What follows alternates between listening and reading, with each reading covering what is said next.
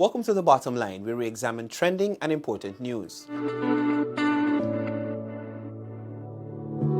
While stating his belief that the PPPC government is working within the confines of a democratically elected administration, based on his analysis, political analyst Freddie Kassoon has said that it is not the public policies and initiatives that are causing instability in Guyana society, but rather there are anti-government forces in civil society who are looking to derail progress. Kassoon cited the behavior of these forces following the successful passage of the no-confidence motion in the National Assembly, which should have resulted in elections being held within 3 months, and the 5-month delay in the declaration of the winner that stemmed from attempts to rig the results in favor of the then a Partnership for National Unity plus Alliance for Change government. I think we have emerging here a vicious class and ethnic assault on power, on the right to have elections, and a rejection of those people who win free and fair election. For me, the other side of that coin is a return to Burnhamism. And Mikhail, you are too young, maybe Gildari, you are much too young to experience what Guyana went through when we could not vote to change a government. That government was permanent. That government had no accountability to anyone. That government did any and everything it wanted. The electorate, after casting their votes, had to endure an unimaginable wait for the results of the elections as they witnessed unlawful acts and a slew of legal challenges. Although this was the case, Kassoon contended that the traditionally vibrant groups within civil society have not yet held discussions on the matter, nor have they written about it in the way they ought to. In defending his point, he made reference to one newspaper which has interviewed or facilitated releases on various matters from several one-man organizations, many of which were hurriedly formed following the swearing-in of President Dr. Irfan Ali on August 2nd, 2020. If you look at the role of Starbook News, they have the role of Red Thread, these women organizations. You are seeing you're seeing the map of rejection of the results of the 2020 elections. You're seeing the turning a blind eye to conspiratorial call for violence. And those leaders know that there are large dimensions in Guyanese society, not fringe elements, not a few elements. They're very important sections of this society that have either remained silent, Mikhail Rodriguez, on what was going on March 2020, silent on what went on in Cotton Tree in 2020, and if we didn't bang away from 2020, Mikhail Rodriguez, if we didn't bang away at this hypocrisy, at this convenient silence, we would not have had Red Thread saying something. We would not have had a column, a weekly column in the Starbook News called In the Diaspora. You check, I did the research, Mikhail Rodriguez. I went through every letter in the 4 dailies to find what Red Thread, what Guyana Human Rights Association said about rig elections, said about 34 being a majority of a 65-member parliament. Nothing. And we constantly bang away at this hypocrisy, at this subtle encouragement through silence of what is going on.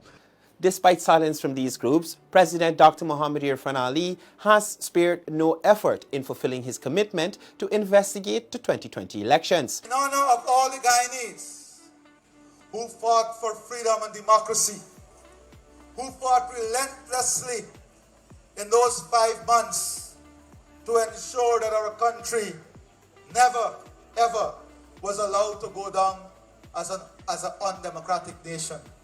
In honor of your sacrifices, I committed that we will have an international COI into the last elections. Not a review. Your president promised an international COI. So I'd say to all those who struggled and sacrificed, all those who worked in protecting the democracy that we have, In your honor, your president will name the members of that international COI. And those who subverted democracy, and those who cannot present their SOPs, and those who struggled against the will of the people, the COI will set the truth free. The President recently announced that a commission of inquiry into the elections will be chaired by the retired Justice of Appeal Stanley John and will include former Attorney General, High Court Judge, and Acting Justice of Appeal in the Eastern Caribbean Senior Counsel Godfrey Smith, former Chair and Chief Election Commissioner of India Dr. Qureshi, and former Chancellor of the Judiciary Kal Singh. The members of the COI are expected to examine the post-polling day period when there were blatant attempts to rig the elections in favor of the Partnership for National Unity and Alliance for Change. Given that such pertinent matters have not been discussed by sections of civil society, Kissoon has maintained the view that there exist some people who simply have an agenda against the government and want to create instability because they are anti-government. My main concern is that I'm seeing high middle class society in this country creepingly involved in a conspiracy that perpetuates the problem that these very people say is the problem that they want to solve. Civil society, the Portuguese mulatto class, Starbuck News. You're seeing even the Catholic Church. Mikhail, when the Catholic Church teamed up with Lincoln Lewis to form an organization to make sure that the government implements the Constitution, I literally dropped dead. When the election was going on, Mr. Lewis called on the president to cancel the elections. Cancel it. He said, this is nonsense. Do away with this election. You must manage GCOM. And our right to vote, if President Granger had listened to Lewis, our right to vote was dead. And I saw the Catholic bishop teaming up with him now to form a civil society group. We're going in a terrible direction. Kissoon also touched on race baiting, noting that there has been an evident attempt by sections of civil society to stir trouble in society by using ethnic criterion because they perceive the government is not of their culture of ethnic liking. There has been widespread condemnation of racist statements made by persons within the Partnership for National Unity plus Alliance for Change. Only recently, a senior member of the opposition, whilst addressing protesters at Buxton, made false claims of racial discriminations in the local banking system. Black youngsters go to a commercial bank for a loan and they're denied. An East Indian person, the same age, got the same thing like the young black man, go to the same commercial bank, but he getting the loan. In his response to this, Attorney General and Minister of Legal Affairs Anil Nandalal said that for the 5 years that the PNC, APNU plus AFC was in government, Christopher Jones did nothing to empower Afro-Guyanese, whom he now falsely claims are being discriminated against by banks. He said that on the other hand, Jones did a lot to help himself during that period. Christopher Jones, what did he do for any youth group in this country? I could tell you what he did for himself. He took money from the government. At the time when he made the application, he did not even have a business. After he made the application and the ministry told him that you have to have a business, he then went to register a barber shop. And he uplifted millions of dollars to open a barber shop that was never opened. He had all the materials at his house. He did not stop there. He went to Lands and Surveys and got a piece of land at Aubrey Barker Road, South Rumbelt. And he got a title. And the title, half of the title related to the health center. He has a certificate of title issued to him that took over half of the health center in South Rumbelt. I have the documents. And the other half is where he was supposed to build his barbershop. But the certificate of title that they gave him was for the health center as well. So he owns a government health center. What did he do for those people in Buxton to whom he was speaking and whom he was encouraging to go and riot and do wickedness on the road? Other high-ranking coalition members have also been called out for blatant lies told during the recent Buxton protest. Attorney General and Legal Affairs Minister Senior Counsel Anil Nandalal has called out the Partnership for National Unity plus Alliance for Change opposition over its conflicting positions on issues of consultation. This comes on the heels of the People's Progressive Party civic government currently facing a series of legal actions on several constitutional appointments mounted by the opposition, who are citing lack of consultation. According to Minister Nandalal, Kemrat Ramjatan, leader of the AFC, the minority party of the coalition opposition, is chiding government for seeking to consult with the APNU-AFC in the Parliamentary Standing Committee on Constitutional Reform. The Attorney General noted that Ramjatan is accusing the government of nitpicking and making excuses about the process as a way of avoiding constitutional reform. On the 17th of June, 2022, I had cause to speak to the press, in which I lamented the fact that the opposition in the committee was given since 22nd of April to put to the committee, as they requested, their proposals in relation to how we should move forward with constitutional reform. They requested time to do so since the 22nd of April. On the 17th of June, we had a meeting, and I believe one person was present, and that person attended by Zoom. That meeting did not proceed because they were not present. At that meeting, I put on the record of the committee, and I stated publicly what the government's position on constitutional reform going forward was. That we are advocating the establishment of a broad-based constitutional reform commission resembling the commission that was established to do the 1999-2001 constitutional reform. The Attorney General is noting that Ramjatan is accusing the government of nitpicking and making excuses about a process as a way of avoiding constitutional reform.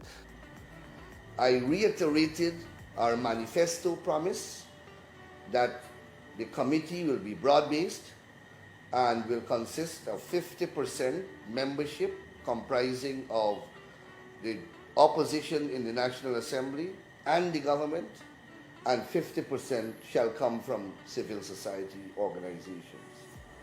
I proceeded to name the organizations that we, the government, would like to see part of the Constitutional Reform Commission. The meeting was adjourned from June the 17th to today's date. At today's meeting, all the government members were present. 2 opposition members were present only. 1 on Zoom and 1 in person. Again, I reiterated the request for their proposals, which they promised to submit since the 22nd of April. We are now in the month of July, and 3 months after, we are yet to receive any proposal whatsoever from the opposition. He cited the coalition's approach to the court in an effort to challenge the appointment of constitutional bodies. Clifton Hicken as police commissioner, their attempts to block the promotion of police ranks, and the fact that they are asking the court to block further consultations between the president and the opposition leader as those relate to critical appointments. As you are all aware, the Constitution obliges the President to engage in consultations with the Leader of the Opposition for the appointment of many important constitutional commissions and constitutional office holders under the Constitution. There was a vacancy at one time, a vacancy that lasted nearly 2 months. During that time, a police commissioner had to have been appointed. The President proceeded to appoint that Commissioner of Police. They have since sued, saying that the police commissioner was not properly appointed because of non-consultation. Now, at the time when the police commissioner was appointed, there was no opposition leader. That's a statement of fact. And the other body that the President is required to consult is the chairperson of the Police Service Commission. That Police Service Commission was also not appointed, so there was no one for the President. The AG said it was Opposition Leader Aubrey Norton who refused to show up for a second round of consultations with President Dr. Irfan Ali, and when the head of state went ahead and appointed several constitutional bodies, the opposition is now challenging those appointments. We consulted with the Leader of the Opposition. There were many exchanges of letters. We invited him to a meeting. He came one time. He asked for some resume. Within 24 hours, it was a Friday, within 72 hours, as promised, the first thing Monday morning, he got the resumes of the persons. All this information is public. I don't want to get into much details. We gave him the information. Then we invite him to another meeting to come and continue the discussion. He claims that it is not convenient to him because he received. We should have invited him the following week after the face-to-face meeting, but we invited him 2 weeks after. Now, if the guy was complaining about a short period of time, I could have understood. But we gave him 2 weeks, and he said that's not sufficient time. And he didn't come to the meeting, and the President proceeds to make the appointment. They have gone to court now. They sued all the people appointed. They're not suing the Attorney General alone. They sue all the persons appointed. And they sue them in their personal capacity. Unlike the PPPC, while in opposition, when it took to the courts to fight for the people's rights, the APNU-AFC opposition has sought to create and fabricate opportunities to file cases in court.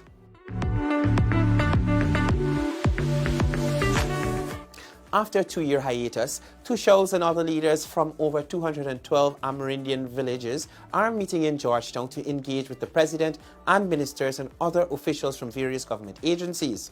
Marakabai Tushau Derek John was elected to serve as chairman of the National Tushau Council. The elections were held on the first of a 5-day NTC conference being held at the Archachong Conference Center, Liliendal. 2 persons tied for the position of deputy chair, and this will be sorted later by the executive. Caro Tushau Shane Cornelius was elected NTC secretary, and Michael Thomas Tushau from Aishalton was elected treasurer. I had a quick talk with the new NTC chair. I'm here talking with Tushau Derek John, who was recently re-elected to the chairman position of the National Tushau Council. He also represents the community of Marakabai, the only Indigenous community in Region 5. Now, firstly, Tushau, what is it like having the conference back on stream after the little break that it had to take due to COVID-19 and stuff like that? Well, this conference means a lot for us because we know that for the past 2 years, as you rightly mentioned, that we didn't have this conference, and therefore the former NTC exec had to, their lifespan had ended, and most of those Tushau are no more Tushau's anymore. And so therefore it affects the voices of the indigenous people, because, you know, we are the drivers of the issues that are affecting our Indigenous brothers and sisters. So this conference, again, able to put back life into the NTC. Right now we have an elected executive body up and running. So you're returning as chairman of the NTC. Clearly you've been doing something right. What direction are you looking to take the council in now that you're back at the helm? Well, it is a very challenging task, but I think there that one of our main objective is to get our secretariat up and running, because we could have that secretariat up and running. We could able to have ourselves more established as a group. So as long as we get that, our next big responsibility is to go out there and to do a lot of outreaches to the Indigenous communities right across Guyana, so that we can able to get a feel of the issues that are affecting our Indigenous brothers, so that we able to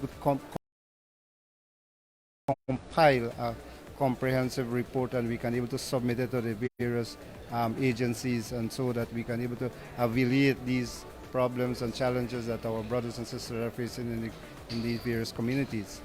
The PPPC government has invested more than $50 billion in the advancement of Amerindian communities and its people over the past 2 years to improve health and education, water delivery, community infrastructure, agricultural support, tourism, youth, education, and training, and social assistance for residents. Tushals expressed their views on these investments by the PPPC government over the past 2 years. Yes, since this government has taken over, there is 3 different, for the matter, I have 5 different projects in my community, and one is the presidential grant for last year, and then I have 3 other projects through HISAD, funded by HISAD, through the Ministry of Agriculture. Yeah. Then the government had also given us a COVID-19 grant, and out of that we had took $2 million to construct a ICT hub that will also change the lives of the Amerindians in the village. Yeah. So our school had been renovated. They had built a new school for us. They had also put in the TV for the children learning. Yes. I think the vision of the government, the way how they intend to move this country forward, it is good.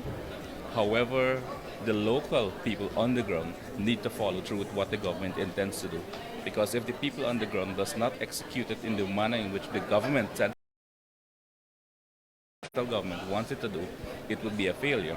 But the intention and the way the Vice President spoke yesterday and the President spoke yesterday, the vision for the country, if we can go in that direction, everything will be okay. The government have performed since it taken office, have put some major projects into the region in terms of development, infrastructures, compared from the previous government to this present government. And in my community, since this government take office, there are projects that have been developed and being carried out in my community for development infrastructures and other stuff. Some of the things that we get also from the government is like transportation, tractor, minibuses, cash grants in terms of development. Over the last 2 years, the government has been doing a pretty excellent job, and I know that they will look forward for us, because we, the people of Guyana, are looking forward and cooperating with them. So therefore, they will have to work for us so that development can take place. And as Guyanese, I know we are all satisfied with what is happening, right?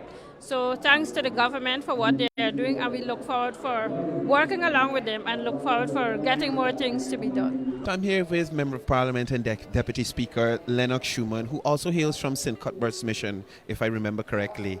Now,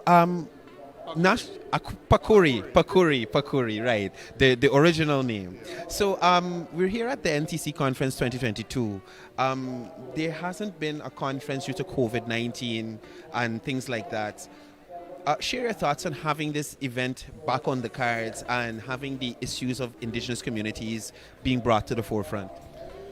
Well, I offered some comments in Stabrook. I think it's prudent that it happens now. It would have been reckless of the government if or anyone to host a conference during COVID. I think that many leaders have been waiting a long time for it, and it is most welcomed. And looking at getting things back on track, I see an excitement in the air with many of these leaders and being able to convene and meeting their peers and now having a substantive NTC executive because now a variety of boards and programs that actually has the NTC as a sitting member can now move forward. Take, for example, the Amerindian land titling program. The NTC plays a very critical role in that. In the absence of a substantive NTC executive, then it now gives that program an opportunity to move forward. Yeah. Okay. So I also wanted to touch a little bit on the extended LCDS. I don't know how much you would have had a chance to look at it, but from what you have seen, are the benefits there for Indigenous communities? Well, I actually read the LCDS, the draft. I offered, I think, 28 pages of comments to the coordinators of the LCDS. And I like a tremendous amount of it. Of course, as an Indigenous person, I will always say there is room for improvement. There's always room for more, but we have to be realistic. In my humble view, I think that it is well laid out, well thought out, and I strongly support the fact that an initial 15% of the funds will go towards Indigenous communities.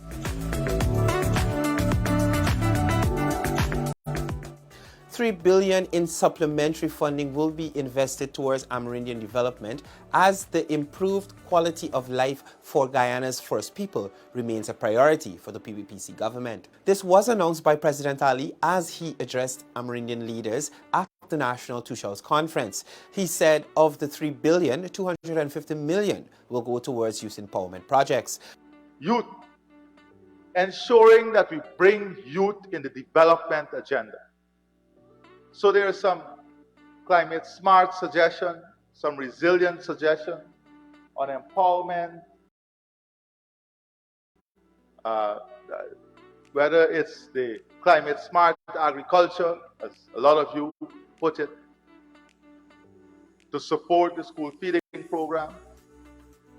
Young people, I said, and youth empowerment, and creating a special window of opportunity that will support youth innovation and youth project is a second issue that came through. And when I look, I see all young people here as Tushals now. President Ali engaged the Indigenous leaders and encouraged them to identify core issues and formulate plans that could be implemented to improve their lives. Some of the main issues identified were youth development, food security, and the need for better delivery of education and healthcare services. The head of state said the ministers of government will be assisting the hinterland and riverine communities in streamlining their plans.